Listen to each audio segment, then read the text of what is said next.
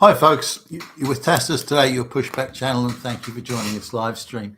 In this essay, I'd like to talk about the subject of how and what made and caused or enabled the European West Europe, to pull ahead of the rest of the planet, and not just by some small margin, but by leaps and bounds.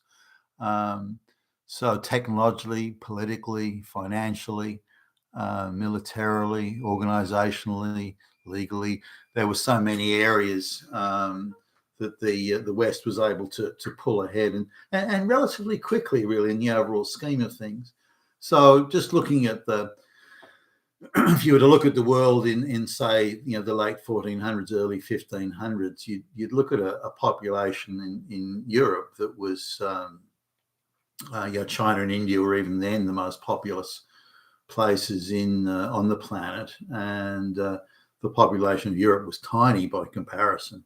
Not even, I think, compared to China and India, something like 1/15 or 1/20 of the population, a tiny population separated in a patchwork of relatively small states.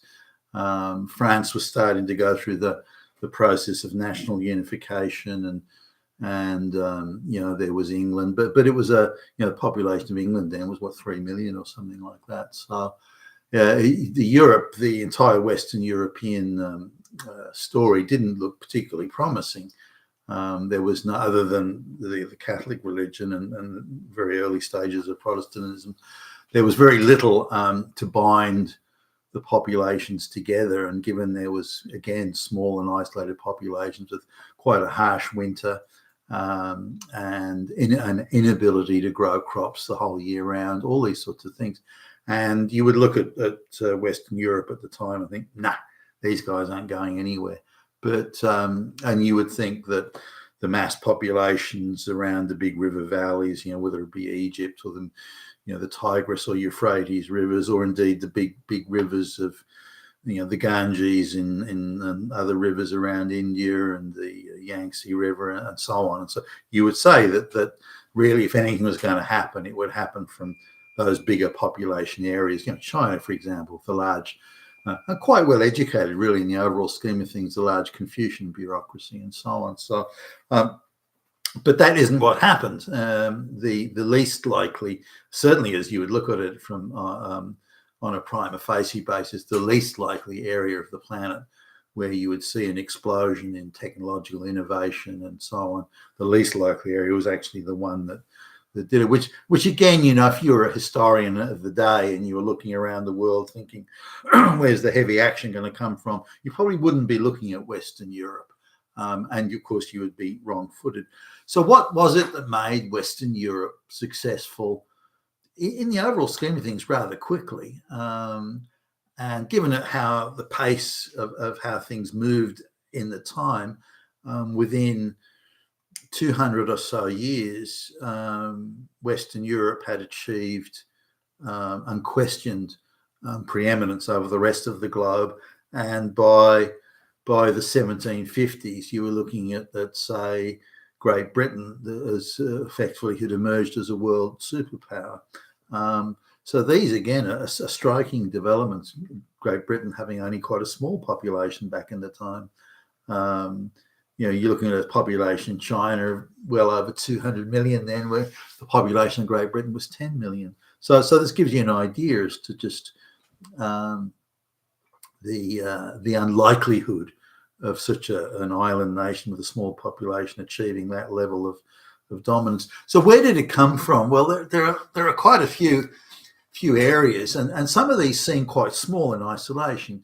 For example, West European metallurgy meant that they could make cast iron, in a single cast. They could make cannons that were reliable, could shoot further, could shoot more accurately. And through various rifling technologies they were already sort of using, and range finding equipment that was being developed. Again, small things in isolation, but if you can, shoot out the other guy's cannons because you can shoot longer distances and more accurately, then that's hugely decisive in battles. So in battles with the Ottoman Turks, for example, particularly with shipborne cannons and so on, it became very one-sided, and so the early Portuguese ships with mounted cannons on them, and so were able to inflict crushing defeats on Ottoman forces, maritime forces, just because of this difference or primarily, not only, difference in metallurgy. And this development of long ocean-going vessels, there was this technology came about because of the control over the overland Silk route and so on through Turkish and Muslim-controlled territory, meant that Europeans were having to pay punitive bounties whenever there was military conflict. That Silk route or trade route was cut off, and so the Europeans had a lot of if you like, motivation to try and find alternatives.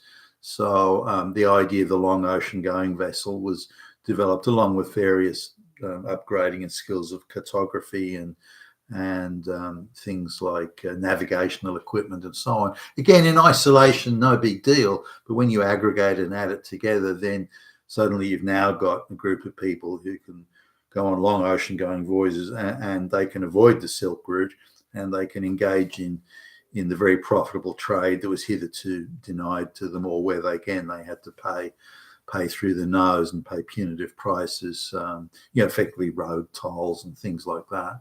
And just the sheer distance and the time, if you've got 100 pack camels or 1,000 pack camels carrying stuff, the camels have to be fed and watered and taken care of, and that's an overhead and so on. Not that ships weren't expensive, they were, but on the relative cost of transporting goods, given the amount of goods you could transport for the cost of transporting them per ton, then the ships were cheaper, and meant that things like Eastern spices and silks and various other things could be brought to the West at hitherto unimagined prices, which in itself activated economic activity.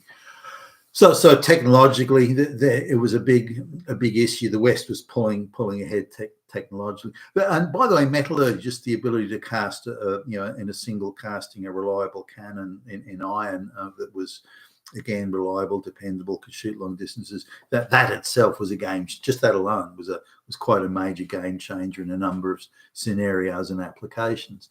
Now, there were things that really historians often ignore or go light on. There were various trading groups around Europe, whether it be in the Mediterranean or say in the Baltic Sea, northern Germany and around the rivers there, the Hanseatic League and so on.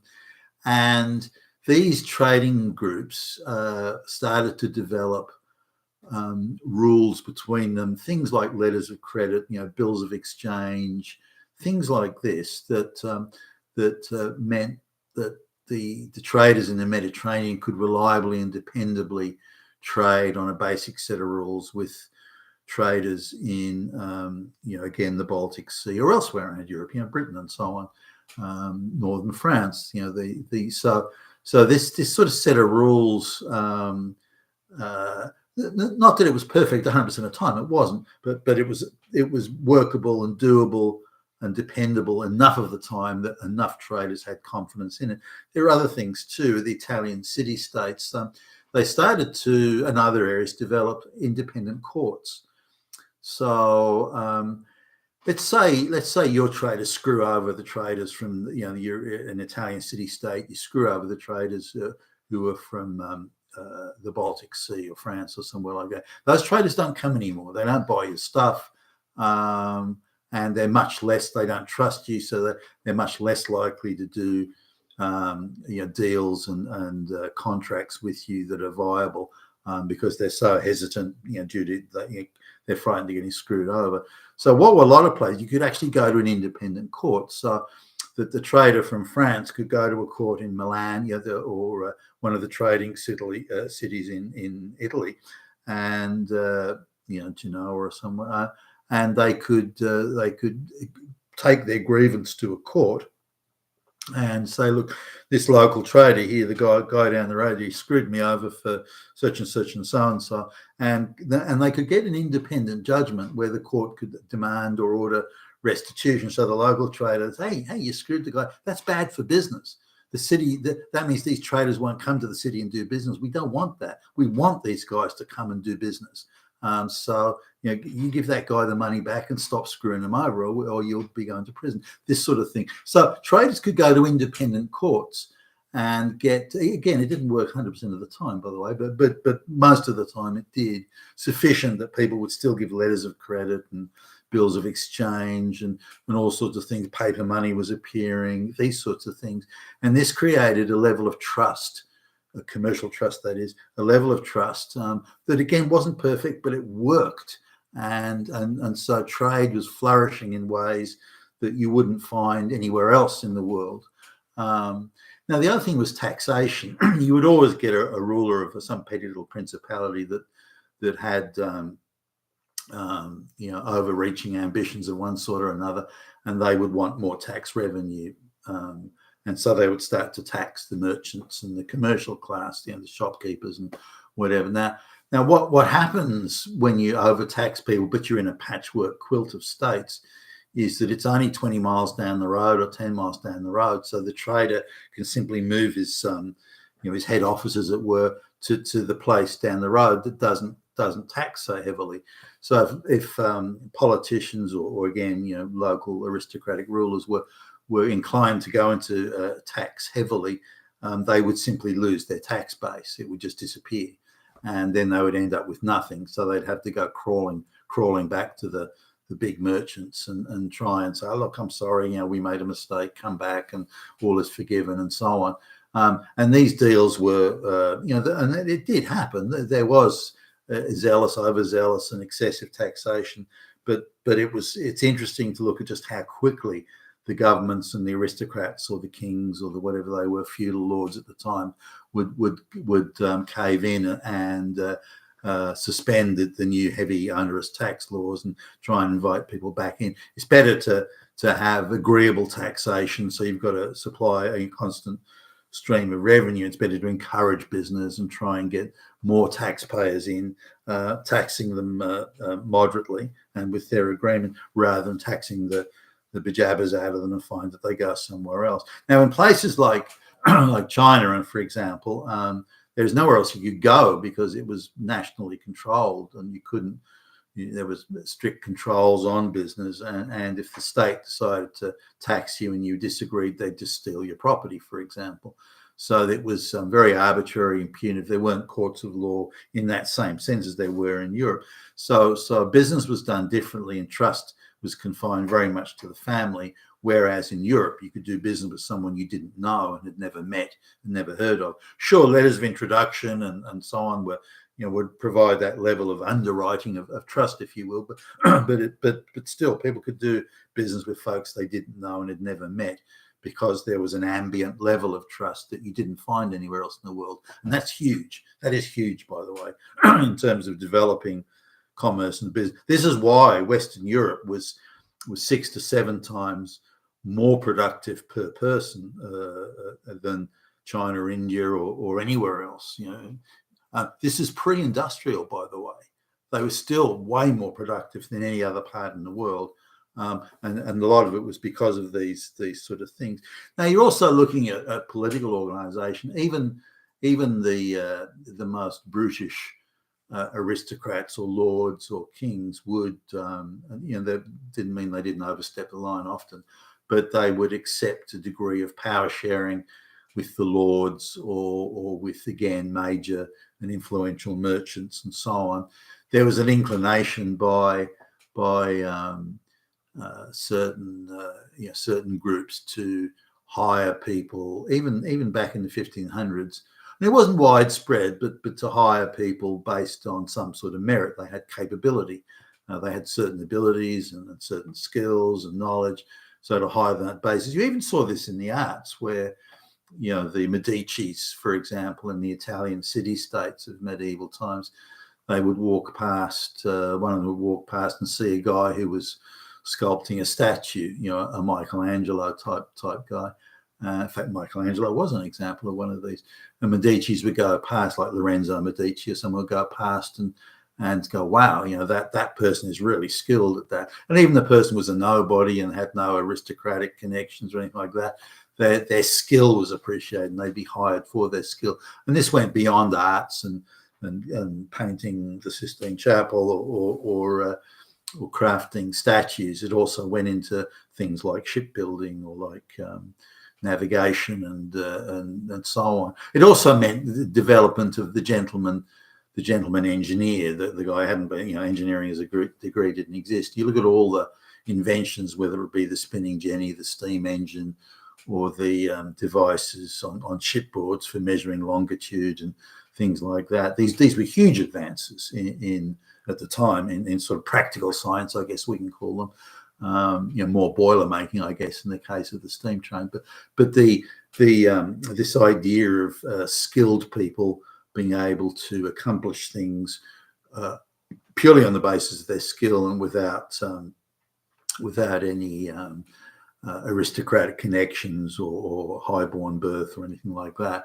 And this was something you didn't see much outside of Europe. People were being hired for their, if you like, their technical and organizational skills. This was something that was a European thing than anywhere else.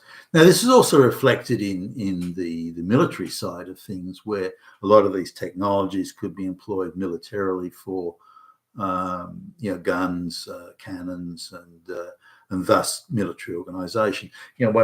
Sweden with a very small population, I think it was King Adolphus, or this is more in the later medieval area. He was able to.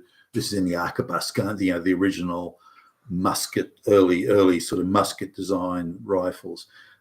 He developed this thing where there'd be a line of soldiers kneeling, there'd be a line sort of standing right behind them, crouching, and then taller men standing sort of at full height.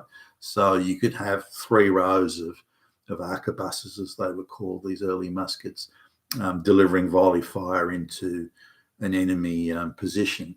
Now, not all of these arquebuses would go off. I mean, they were rudimentary, sort of in technological terms at the time, or compared to today, rather, they were advanced in their day. But if they deliver a volley fire, it was devastating to the other side. And often battles could be won simply with 1 or 2 of these volley fires.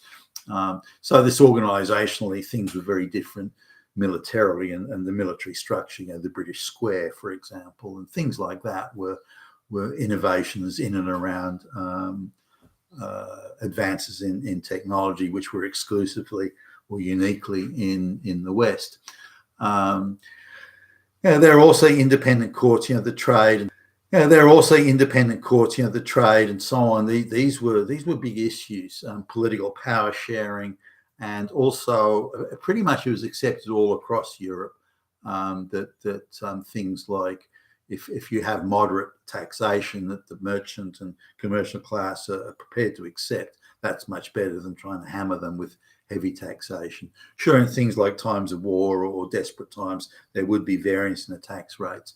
But this wasn't the case in the rest of the world, where taxation was arbitrary, quite rapacious and brutish, and imposed by an elite class that thought they could do whatever they wanted and get away with it, and not have to adjust around the realities of what they were doing. But if the merchant class had nowhere else to go, they couldn't just hop over into the next little fiefdom or next little principality. Then what could they do? They had to accept it, and the result of that was much lower or lesser economic activity. If we look at, say, the modern day Laffer, Laffer, the Laffer curve, where there's a point at which you start to tax people where they don't see it in their interest to try and make money or make more money or be successful. It actually is retrograde. So the level of taxation gets to the point where people think, well, why should I bother? And this is something that applied even hundreds of years ago. The taxation rate reached a certain level, and the merchants either stop work if they can't escape it, or work much less, or hide their wealth through other means, or again, they move somewhere else. So moderate taxation. Other things too, with, say, the traders, they would accept standardized weights and measures. Now, weights and measures weren't actually standardized across Europe at the time. So you could go to one village to the next, and a weight and a measure wouldn't necessarily be the same. But amongst the major traders, they did accept the standard sort of weight and measure of things, whether it be with textiles like cloth or weight of foodstuffs or something like that, or wood or something. So they would accept that, or did accept that. So that also created a standardized, which again gave confidence to people to enter into contracts and handshake agreements, bills of sale, letters of credit, and so on and so forth. Also, the banking system became much more sophisticated, things like double column accounting and the like. So these are things all operating in concert and in tandem. Now, due to things like particularly the Protestant religion insisting that people should worship God directly and not through a priest or a bishop or something like that, the clergyman, that meant people were reading the Bible, and the Bible was being printed. Now, once people can read, then you can give them information, or other information, such as how to make things, how to build things, how to do things. So there was an explosion of productivity in areas like artisans and craftsmen and subsets of craftsmen, even down to garden landscaping and all sorts of things like that. And this information could be disseminated now by the printed word because people could read. Whereas in outside of, say, the Confucian bureaucracy, there was very few people who could read in China, and then again outside of the Brahmin caste, very few people who could read in India. Whereas literacy was much higher as a proportion of population in Western Europe than it was particularly in places like Britain and, say, northern France, northern Germany, Holland, and so on. This too contributed to. So when we're trying to study why did the West pull ahead, Western Europe pull ahead, and why was their accomplishments and achievements just so dramatic, where it was a combination of all these things in aggregation. It was no one thing. The idea of, for example, you could go to any independent court in a country outside of your area, outside of your city, and get a fair hearing that the parties would abide by. That itself was hugely revolutionary, and you just couldn't get it anywhere else in the world. But you could, not always, not 100% of the time, but you could most of the time get it. This was a huge boost and boon to trade and commerce generally. And once you're getting all this commerce happening, you're getting all sorts of surpluses of cash that are then going into further development, research and development, and technological development that itself. For example, even after the long ocean-going ship vessels were developed, there were many advances in ship design and structure and rigging, how to have, how many sails could be on the ship, how the sails could be pitched for maximum effect to capture the wind. Now these things, again, you think, well, hey, so what? But it's a big difference because you can reduce your travel time between A and B by 20% just by having more advanced technology on your sails and rigging and so on. So these things all in aggregation complement one another, but no such development, technological development, and no such focus on it was appearing or happening anywhere else in the world. It was only happening in Western Europe. Now you said, well, why was that? The stimulus and the motivation was much greater in that part of the world than it was anywhere else.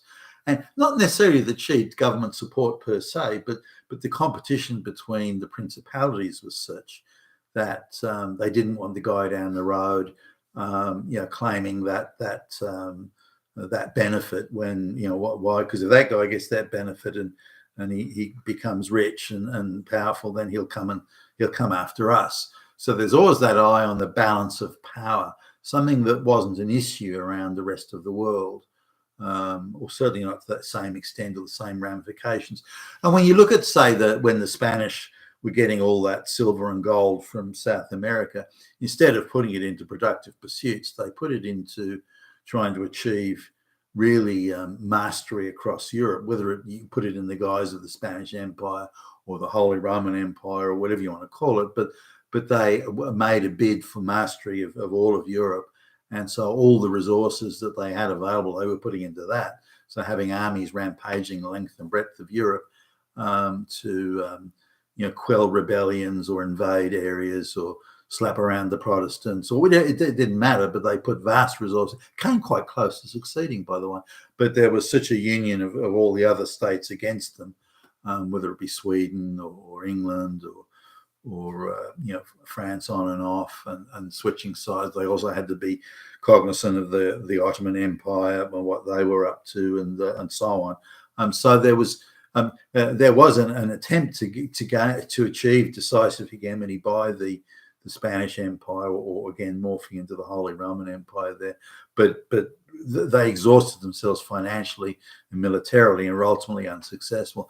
But through that competition and through that efforts to achieve the balance of power, kings and governments generally were far more inclined to look at any development, whether it be organizational, financial, trading, technological, any development that might give them an edge in the conflict, so they could outlast their opponents or deliver decisive battlefield victories or whatever it was. But there was, and this too was a stimulus to technological development. And once you develop a technological edge in a certain area, it typically has wider applications, and they can be used in trading. So when the Europeans started trading in the Far East, particularly taking their ships to places around the Indian coast, China and so on, they were aghast at the double dealing of the local merchants that would happily agree to a price or an arrangement, would then renege on it sort of seconds before the boat was about, the ship was about to be loaded with,